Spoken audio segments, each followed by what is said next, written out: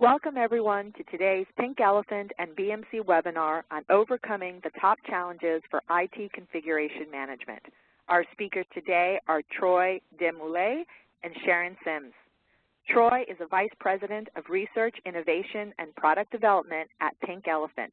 He is a leader in IT governance and service management and a published and contributing author for multiple books on topics such as Lean IT, Service Catalog, and the official ITEL publications. He is joined today by Sharon Sims, a Principal Solutions Marketing Manager at BMC Software, who supports the Atrium, CMDB, and Atrium Discovery products. Welcome both, and now let's kick things off with Troy. Troy? Thank you, Carol. It's a delight to be here today and to work with Sharon on this subject. It's a subject I actually have a lot of passion about. I've been thinking about working with organizations in a practical sense and helping to establish configuration management databases for probably longer than I would care to think, but the reality is it's as important now as ever, and perhaps more so as we become more and more dependent on IT digital economy. So, the challenge that people have is that not that they don't see the value as stated in ITIL around configuration management, it's actually how do you get it done, because it's probably one of the more challenging but most worthwhile of all the processes that service management covers. So my goal today is to give a sense of kind of what are the critical success factors and opportunities for overcoming those typical challenges. In fact, in talking through with Sharon, we kind of outlined 3 areas that we'd like to cover today. And it might not be the areas that you would readily think about because we begin with things that are more around the softer aspects of people and organizational structure. There are some technology challenges, some things you just have to get right on a technology level. We're going to talk about those too, because if we build too many bridges, we could find our environment getting a little bit unstable. So we're going to talk about the struggles and challenges and how to overcome them in these 3 categories today. So let's start with the organizational structure. So to kind of understand where we are today, we have to look a little bit at history and see how we got here. The organizational design has been developing for basically the late 19th century to today based on the premise of task specialization. And that is, let's take a value chain for whatever, creating an automobile, establishing a major project. Let's take the capability of production of services, and let's break it down into the requisite component parts, and let's understand how do we get the best outcome, the optimization and efficiency from each of these areas. So this is the world that has generated what we'll call as task specialization. So what happens in an organization focused on task specialization is that we see domains being the focus, silos, if you will. I'm sure that's not a word that is going to be strange to most people in the IT industry. Of course, within the IT industry, we have this major silo of development versus operation, and then if you can imagine, we have multiple silos within each of those areas as well, multiple development silos by application or platform. On the operation side, we have the typical network and server and database groups, but pretty much it's been focused on a silo-based optimization vertical. Task specialization is important, but it does unfortunate things to the collaboration across the value stream. No issue making decisions up and down, but what if each group, which is currently the case, each had their own systems of record, their own tools for automation, their own processes, if you will. And the problem is they're all playing on the same team. So rather than having one run book where the quarterback runs the same play that everyone else knows is happening, each of them is being on their own team plan.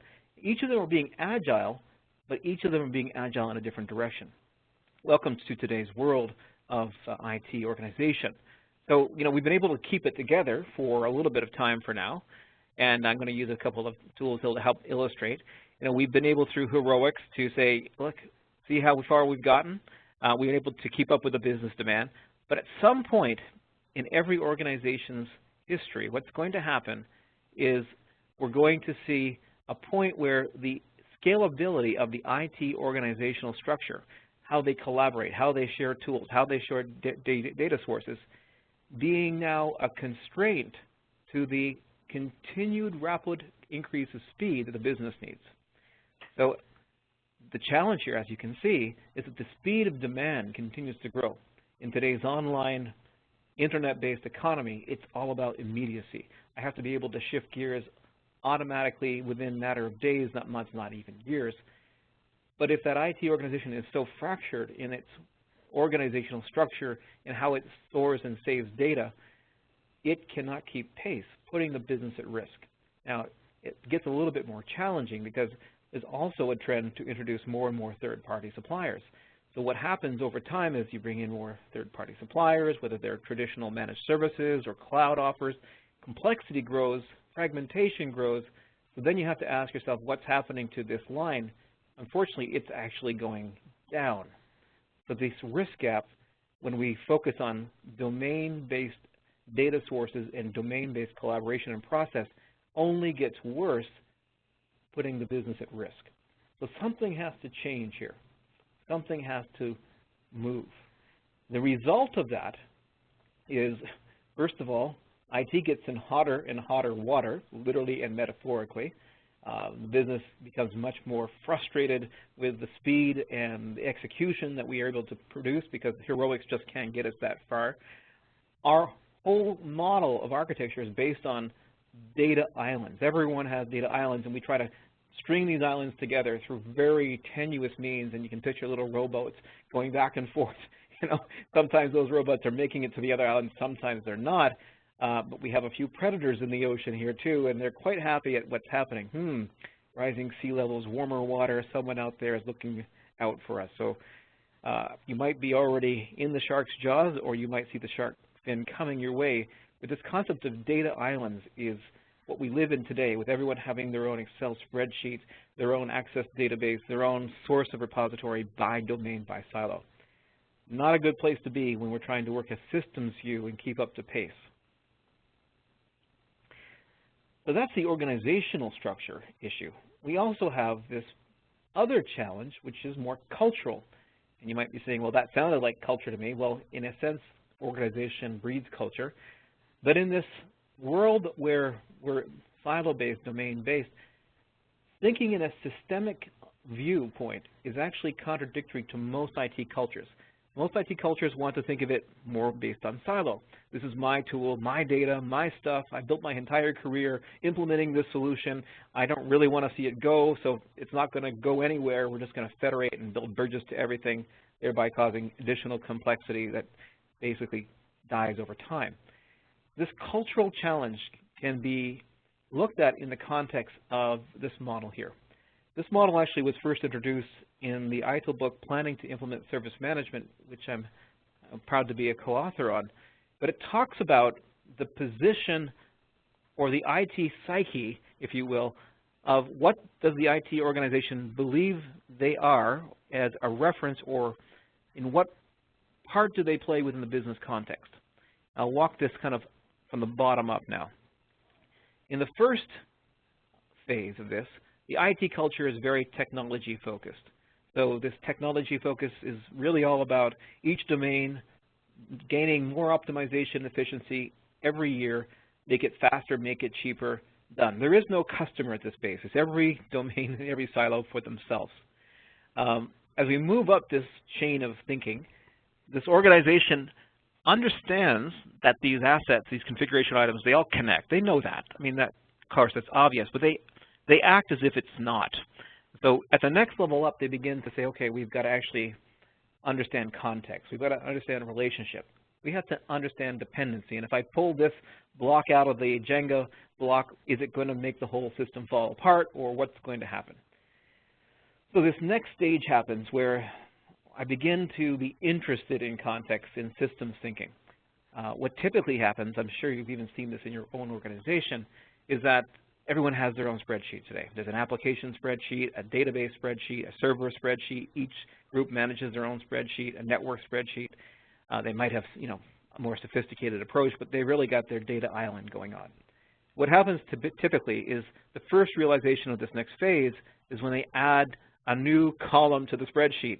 So the server spreadsheet starts to sprout up and now has an application column. And so here are all the applications on these servers. And the application spreadsheet over here in this other organization, times X, has servers and databases. New rows appear. But there's still each person holding on to their data island. They understand the technical concept of dependency, but there's no single view. There's no understanding of how does this all work together. This service orientation slowly begins to permeate through the organization. I begin to think about customers at this point too from the point of view of I'm an IT hosting provider and I have a customer within an application group and I'm supplying storage or hosting to that organization. Of course, there's the end user consumer here as well. But let's step up to the next level, because at that service focus, there's still this, that's dev, and over there on that side of the fence is ops. And don't even think about the third-party suppliers, which are supposedly integrated. That's outside the family, talk to the hand. At this next level up, I begin to lose that variance or that kind of delineation. So it doesn't matter where you find yourself in the organization, the business.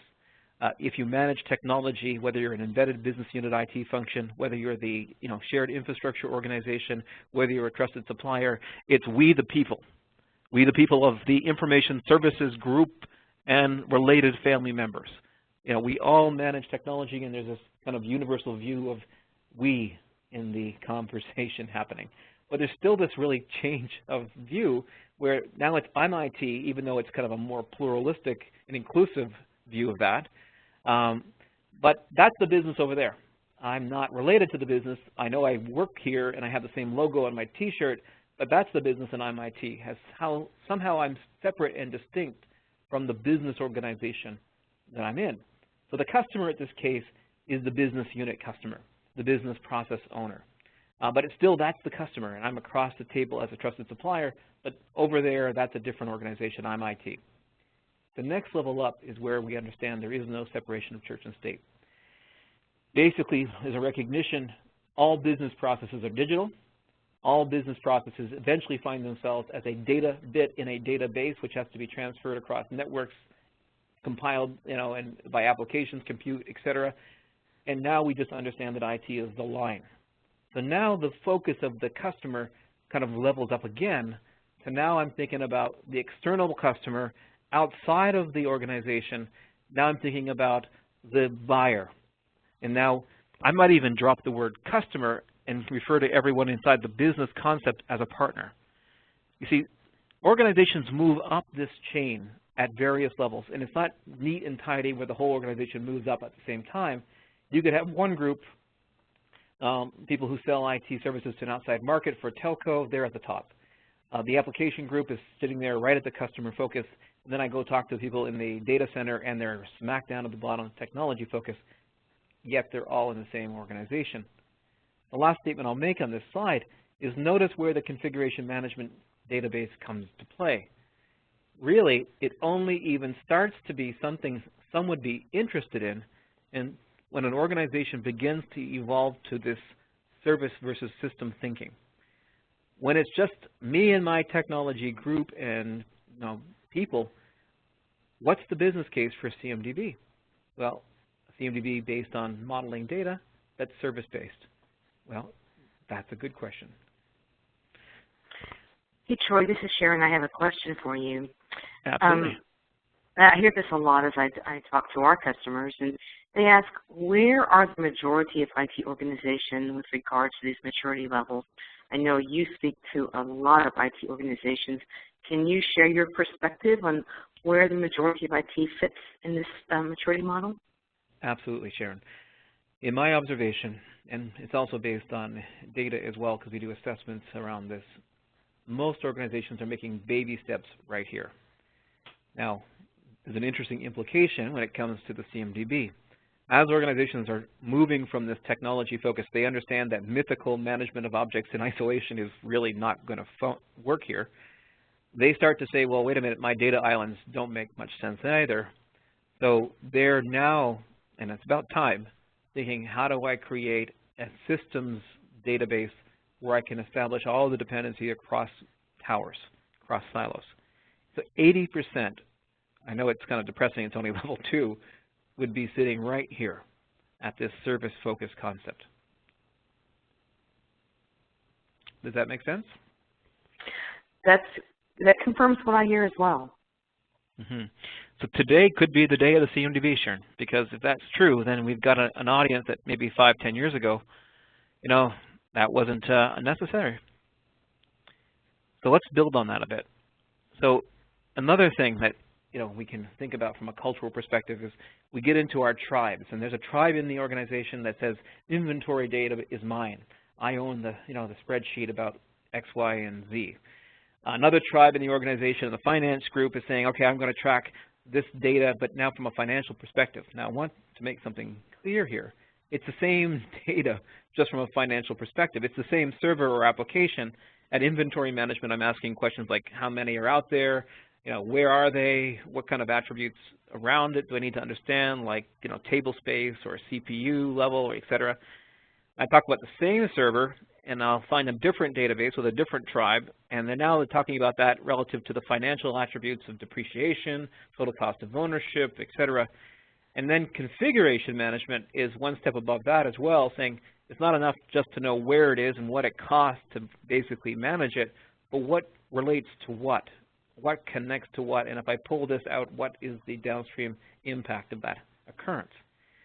Now, one thing I'd like to point out is that, again, there's another tribe on the configuration management side, and there's 3 separate databases all managing the same data for different purposes. That doesn't make any sense at all when it comes to basic data management principles. Ideally, you have a single database, and some of the data in that database is at an inventory level, standalone records. Another percentage might have financial attributes, and maybe another percentage again actually have relationships, perhaps the major business critical services. So rather than having 3 data sources to redundantly capture the same data for different purposes, that makes no sense in a logical premise, but that's how it's evolved over time, and we have a lot of legacy in that. So interesting, tribes and culture. So Troy, I think that this is a really great slide, and I think you explained it really well. What I see here is that where services really come into play is at the configuration management level. That, I hear that folks are still struggling to define how do you define a service, a business service? Because I think it varies by organization.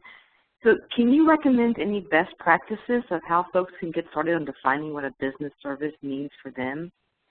I absolutely can. So let's go there next. All right, so, Sharon, if you ask 5 IT professionals what a service is, you'll probably get about 8 to 10 answers. Would that be your experience?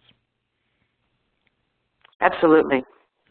So this is where ITIL can give us a hand. So here's a non-biased, objective view of what is a service anyway.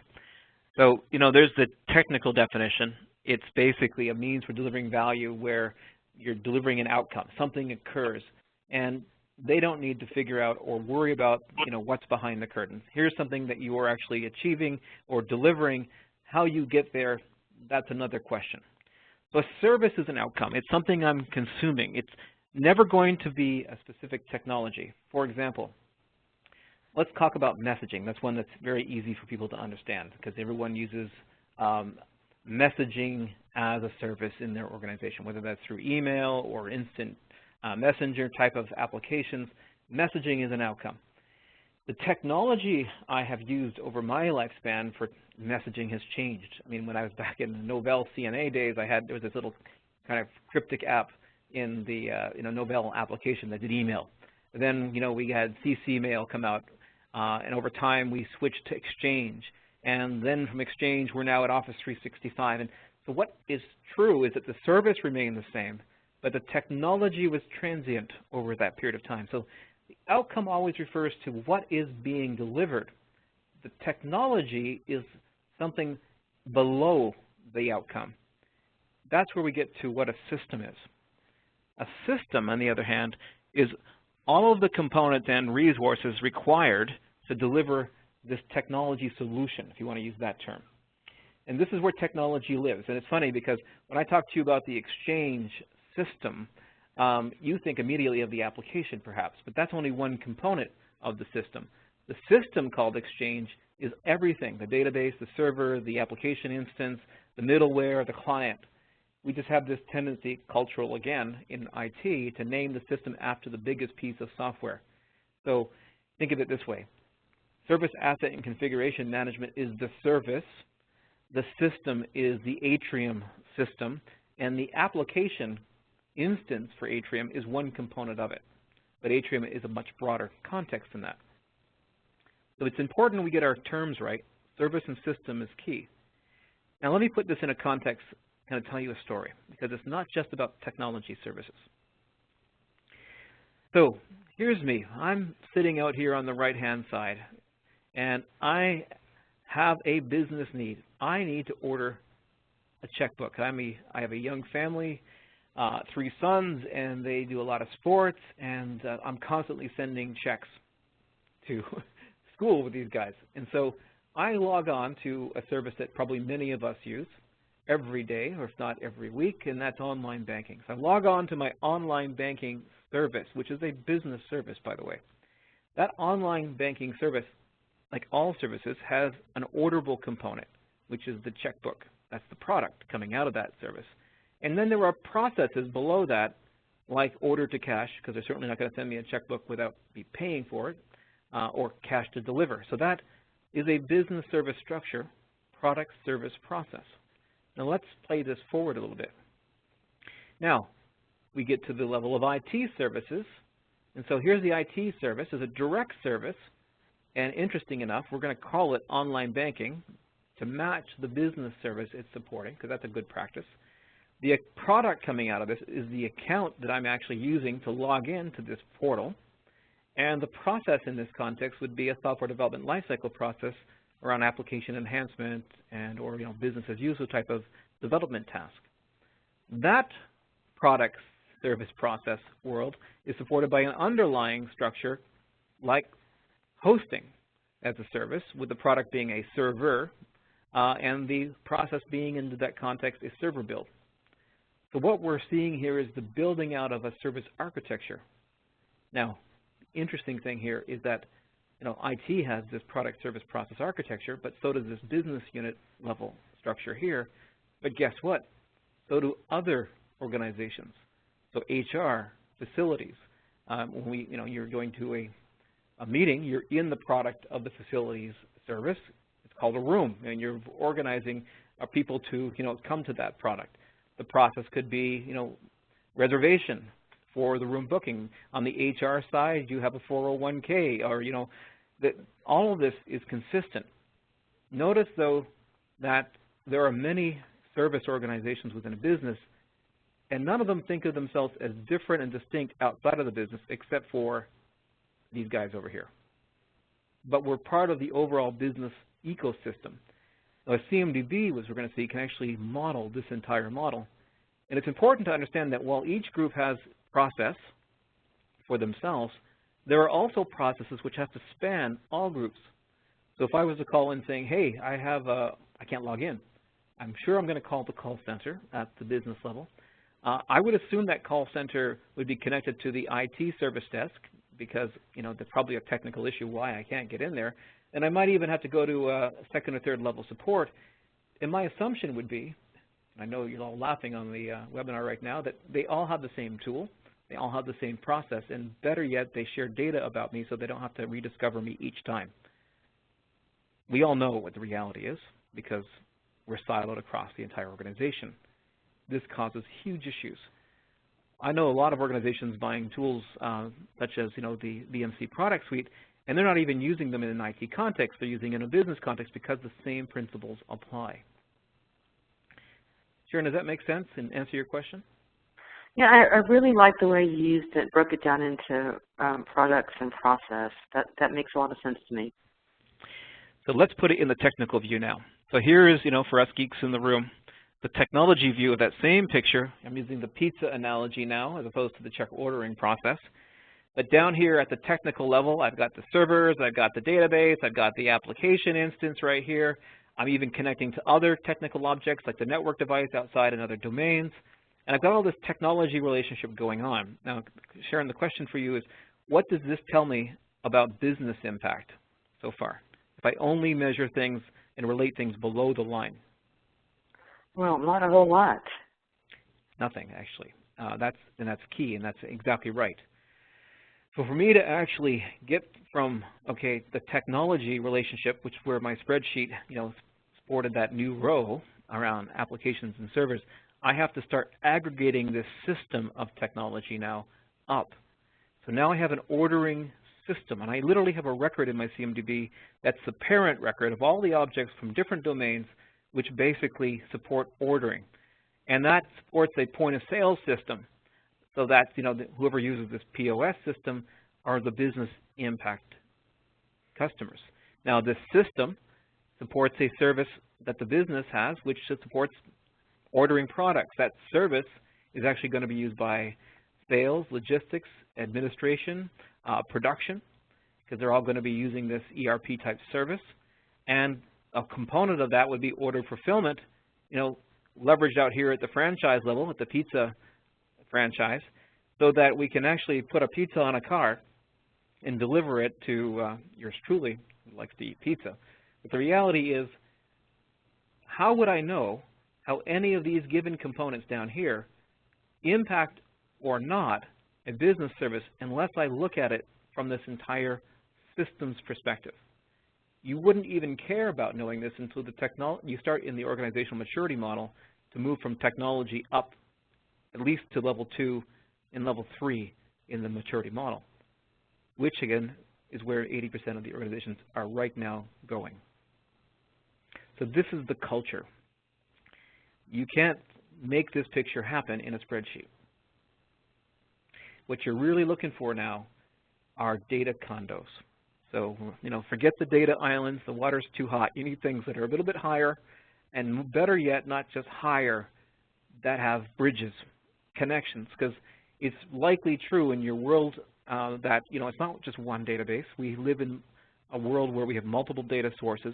These sources have to be federated together, but with some intelligence. We'll come back to that when we hit the technology challenges.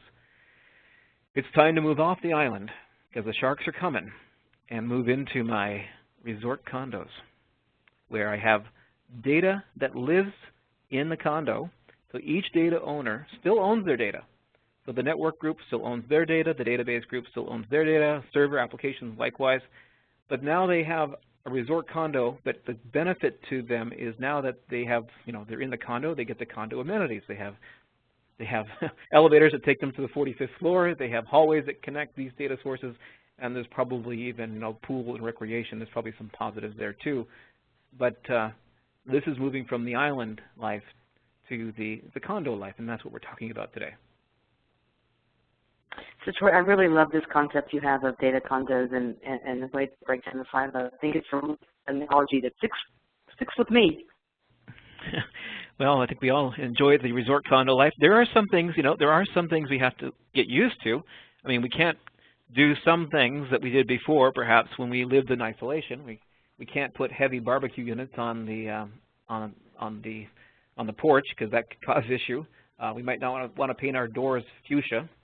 So there are some now policies, but there's the policies for the good of the community.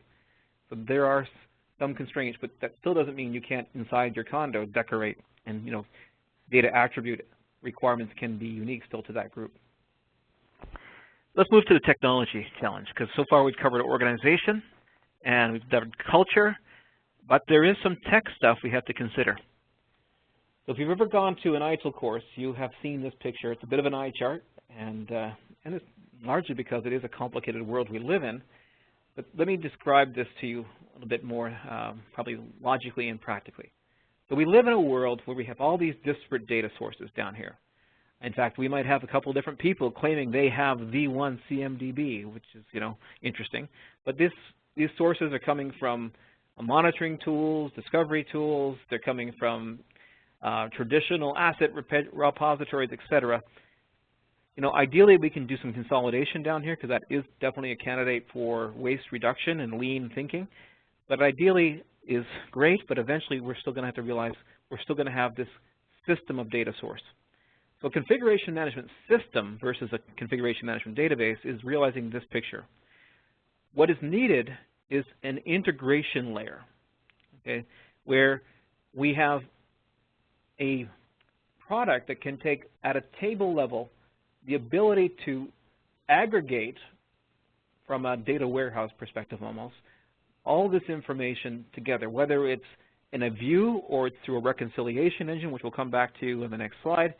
The reality is I'm presenting it as a holistic system versus each data source by itself. So this is where I think BMC has a great strength, because the Atrium product was one of the first products that brought to market a real integration of the information layer using its data reconciliation and federation approach. It does have a CMDB within it, but it also has the ability to tag out to all these other disparate sources. Now, once I've got this system view as its information layer, I can then use it for different business process reasons.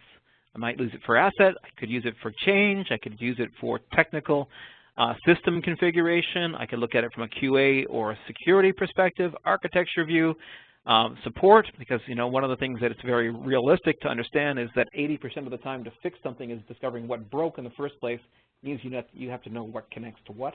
That's a logical assumption. But of course, if you don't have this world of a configuration management database, that's a lot of guesstimation. So this world is the world you live in, and rather than having a separate database for each of the disciplines of an inventory, asset, and configuration, why not have a systems view and then use that systems view for different business purposes at the presentation layer? This is the world of the configuration management system. Now, a little bit of a warning, though, on the technical side, because I've seen this go bad in a big way. So when you build a federated data model, which is an assumption we're going to make because there's going to be multiple separate disparate sources, we're going to have the ability now to federate multiple data sources. So let's consider the configuration item record. This is the record in the CMDB right here, right? That's my CI record. Consider that your control record. By control, I simply mean here is a record describing this asset, this configuration item, as it should be in its official state of attributes, okay? Now, that's the as it should be. Now my monitoring tool will go out and discover what currently is, because it's actually going to be, of course, connected to the actual instance of this CI, which is a representation record, and it's going to do a comparative of attributes against what is against the what should be. Now, some organizations use this for initial population. That's great. But after initial population, one of the things that you have to be very careful on is that you don't allow blind overwrite on the reconciliation, because every night this goes out, it discovers this variance, and you have this blind overwrite. You don't want that, because you want to ask some questions. Is what is, is that what should be? Because this could be where you discover unauthorized changes, where things have gone out of compliance, where now you have security vulnerabilities, and now you need to, intervene and put it back to standard. So it's also a way to say, how am I keeping up my CMDB? Because I had to do that. If I don't do that, I'm going to lose faith with people who use it if it's not accurate. The other side of this watch out conversation is that when you have a tool like Atrium that does federation as data model, data table level, you might be tempted to go out and say, okay, we have all these data islands out there. I have this new central CMDB. Let's just build a bridge to every single island out there, because I don't have the fortitude to make some hard decisions around consolidation. A couple tips here, rules of thumb. If the data source you are federating to has no unique functionality, then it's not a candidate for federation, it's a candidate for consolidation. That's time to move into the data condo, because there's no unique thing about this other than it's another database. Now, the reason I'm saying that is if you create so many bridges over time, these bridges break, and I've seen this happen more than once. CMDBs crash under the weight of the federation complexity. You have to make some hard choices around consolidation versus federation. Now, if that data, of course, isn't accurate to the level you need it to be, it's another rule of thumb. It's got to be accurate. So you're asking some hard questions here. In some cases, you are going to make a federation occur. That's because it has a unique functionality. It's, it's connected to my general ledger for my ERP system. It has unique monitoring and provisioning technology. Those are good candidates for federation. But this is a major watch out here. Don't build too many bridges. Even if it seems like it's a temporary bridge, that bridge will be very hard to basically undo once you've built it. And your product will basically die under the weight of the complexity. The last part we're going to talk about is some tips and tricks around data modeling. So if we're going to model this end-to-end service, what kind of objects do we have to think about when we're doing this? So, because there's different types of things that we could model. There's technology objects. Some of them are virtual, like storage area networks and virtual machines. Some of them are physical. We have organizational objects to model. We have perhaps documentation objects. All of these things could be potentially modeled in a CMDB system. The first thing to understand is that we have to get above this physical layer down here.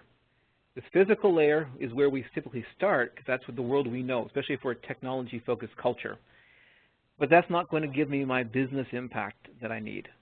So I have to also start to think about what we call logical objects. And they're called logical simply because they're concepts. They're not physical in the sense that I can go find one, kick it over, read it, even talk to this physical person. They are concepts. The system is a concept of a collection of aggregate objects. This system might actually even have a subsystem like SAP and SAP accounts receivable as a subsystem record. And we would do that if we needed to aggregate into smaller chunks. But this technical system is also now enabling a service. Now, an interesting thing here. The services you define that you will eventually publish in your service catalog are the same services that you will model in your CMDB, which are the same services that you'll eventually have to deal with when you get to financial transparency and reporting, which are the same services that you're going to have to consider in strategic portfolio management.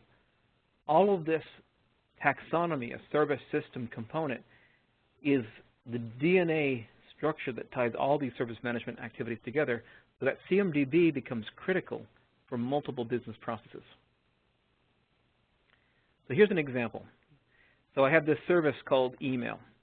I just so happen in this organization to have not yet consolidated my systems, so I'm still running two systems for email. I've got Exchange as one system and Lotus Note as another. If I trail down now into the Exchange system, I could decide, though, I'd like an object where I collect all of the technical hardware objects. So all the servers could be under this platform object called hardware. And under the software, I have this software object here for the application instance or the database instance or even a document like a policy. But the premise is all of these technical objects now are modeled and related upward vertically to the service. So where we go with this is we have this structure that we have to very carefully think through, but before I can use it, I have to have defined, at least discovered, what my services are, understand my service architecture. So Troy, this slide brings up a question for me. So on the physical layer, you've included in your slide like servers. So what are your thoughts on when you're creating your service models about including other physical components that make up a service or an application like network devices, storage devices? Is server good enough, or do you also recommend that you go a little bit deeper and go to the storage and the network devices that support those servers? Servers is not good enough because I can't really model a service or even a system unless I understand what the main components of that system are. And if I only have one class of object within my system defined, I'm half blind because I'm not seeing the relationship of dependencies, because any of these components, if I remove them, could cause a failure to the system and then to the outcome. Now, of course, I understand that that places organizations in a bit of cultural challenge again. Let's say your development group isn't on the boat with you here, and they don't want to play in the CMDB. Well, what I've seen happen is, for the moment, I'll still put in an object in my model around the application or the network device, but it's going to be largely empty inside. It's a placeholder object. And when I can get the other groups on board, then we're going to fill that in with more detail and more data that's more relevant than just the dependency of relationship. But it's important that we look at systems holistically. Systems thinking is exactly that, looking at all of the causality possibilities of all of the related objects. And if you only see one class of object in your system, you don't have an understanding of true business outcome management. I think that's a great recommendation. You know, do what you can right now and put placeholders and just keep moving forward to complete the model. Yeah, it's key. Start where you can. That's right, Sharon. So just kind of closing off here, a couple of other thoughts around this. You know, so here we have this configuration item record. You know, this is the CI. It could be a server, an application, you know, whatever you want to consider it to be right now. And that configuration item becomes kind of the center of the universe here, because everything that we do is about managing and provisioning services, but those services are built out of components and systems and services. So I can do some interesting things. Along the life cycle of this configuration item, if it's a service or even a server, I will be attaching incidents. I will be attaching problems because the thing breaks and it needs to be restored, or I need to do a root cause analysis on you know, an issue, which is going to, of course, be introducing changes. So changes are also connected to this CI. And perhaps this will be part of a larger release cycle. So over time, this CI collects history, and it also points to other sources of information. So let's say this was an application or even a system record, and I needed to know where's the source code for this application, right? Well, there would actually literally be a URL link, and if I needed to find where the source code would be or is stored, I would go into the CI, find the link, and it would navigate me to whatever repository where the source is, whether that's a file share or it's a sophisticated, you know, software repository. Or if I need to know where the procedures are, probably located on a content management system like SharePoint, you know, that link would be there too within the CI record. So I want you to imagine in your mind's eye that you're picking up this little CI record with your finger, and now I want you to imagine all of the history and all of the connected tissue hanging off of it. So I now can, from this individual record, span into different questions. Changes, major outages, how many outages per CI do I have? What are the CIs where I have the most problems, so I can start focusing my root cause for stability? This collection of history and pointers to other source materials is one of the powers that our configuration management database provides. And I kind of close this all down here. So what I've been describing is the configuration management database, but it's not in itself alone. So I want you to think about an environment where the tools are not point solutions, but these tools are all connected. So there's a basic architecture premise, and that is this, that when we have processes which are connected, right, and it could be an IT process like incident, problem, or change, or it could be a business process like accounts payable or receivable, supply chain management. If processes are connected and they share data and they share transactional activity, then underlying that process layer, I want you to imagine that in your mind at the top of the pack here, will be an application layer. And all those applications have to integrate and share transactional referentiation between them. Now, below the application layer is an infrastructure layer, and below that is a data layer. So an integrated process layer requires an integrated application, technology, and data layer, meaning we need the technical solutions which are, in essence, connected and not point solutions. Now, it's interesting because we'll go out there and we'll preach this to the cows come home to our business. You know, you don't want to build separate, disparate, isolated data islands and applications for business use. We want to go more with the suite or the ERP concept and enterprise resource planning. But then we'll come back and, you know, we won't practice what we preach, and we'll go out and we'll buy point solutions for monitoring, point solutions for software provisioning, point solutions for code management, point solutions for inventory and configuration management or catalog. What you're doing is you're breaking the base premise of architecture, because we have integrated processes which definitely require these integrated solutions.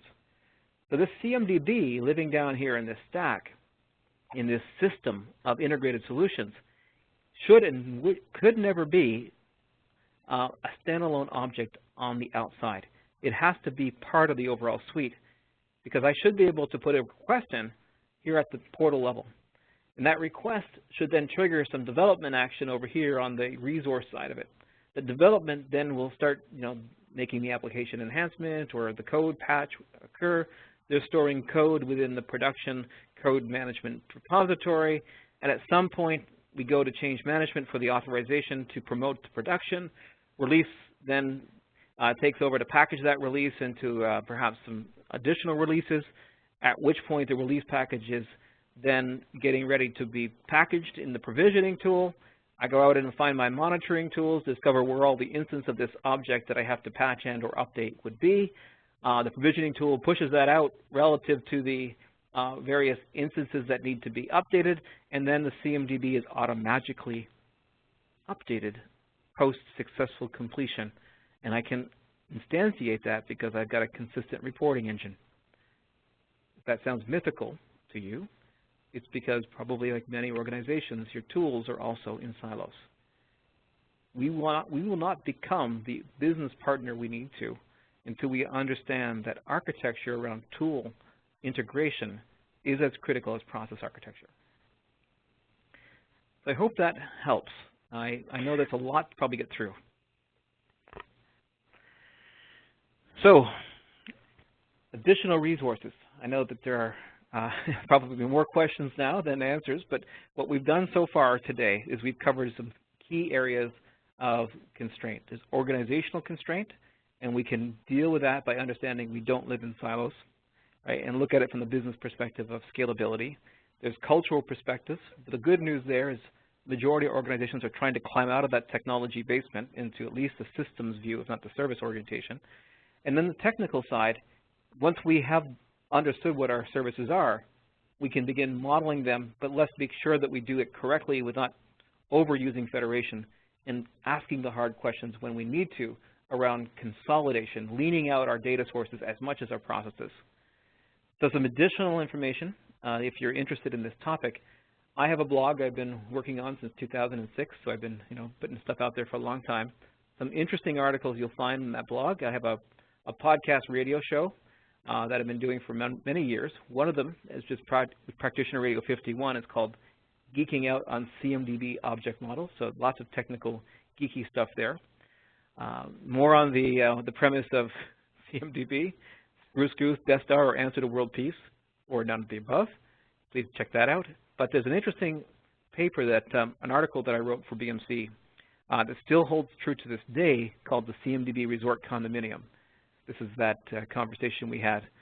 And of course, this is enabled by the products that support these models like the Atrium Configuration Management Database.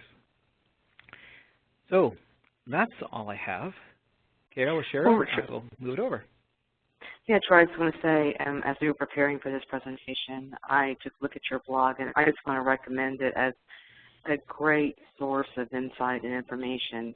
CMDB is one of those things that I think folks are still struggling with to get it right, and I think you've got a great blog here. I'd highly recommend it to our listeners to use it as a resource. And also invite them to come to our Atrium CMDB community and also our webpage on the BMC.com website. Excellent. So Carol, back to you. Great. Thank you, Troy and Sharon. And on behalf of Pink Elephant and BMC, we want to thank all our listeners today for joining us. And if you'd like to learn more about BMC solutions for configuration management and the CMDB, please visit bmc.com. Thank you and have a great day.